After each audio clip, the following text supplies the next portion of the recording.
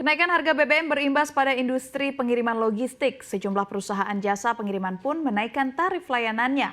Perusahaan logistik apa saja yang menaikkan tarif? Berikut liputan jurnalis CNBC Indonesia Dina Gurning dan juru kamera Terry dibahas selengkapnya.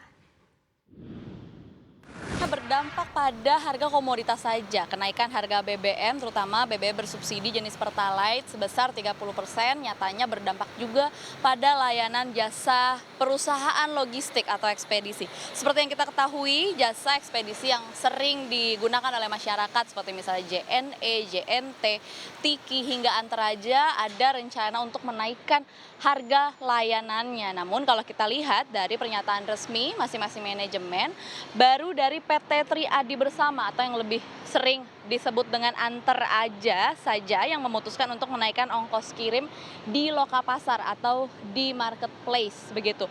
Per 1 Oktober ini rencananya Antar Aja akan menaikkan ongkos kirimnya di masing-masing marketplace sekitar 15 hingga 25%. Ini tergantung dari rute masing-masing order begitu.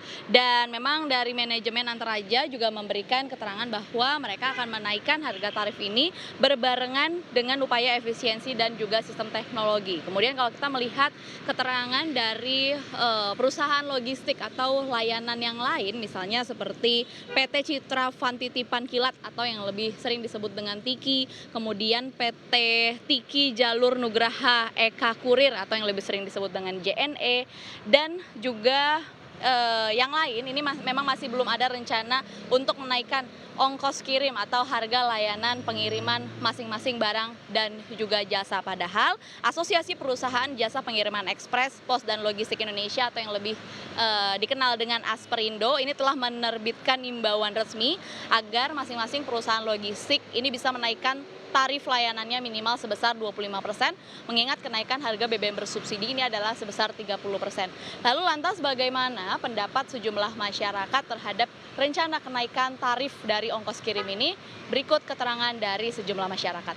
Ya, baiknya pemerintah aja lah gimana enaknya biar nggak nyusahin masyarakat gitu Mbak maksudnya. Kalau saya sih sebenarnya nggak apa-apa, asal jangan sampai memotong kesejahteraan para pegawai sih. Mungkin kalau misalnya pembelanjaan itu masih free ongkir, aku masih tetap belanja sih.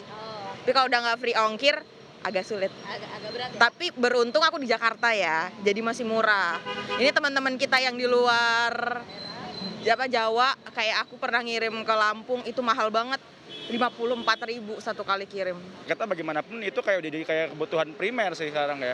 Gitu. Biarpun delivery mungkin kalau di luar negeri mah itu kebutuhannya mewah, tapi ya sekarang kalau kayak gini segala macam ya itu masih jadi kebutuhan primer bahkan bukan tersier atau sekunder kalau di sini.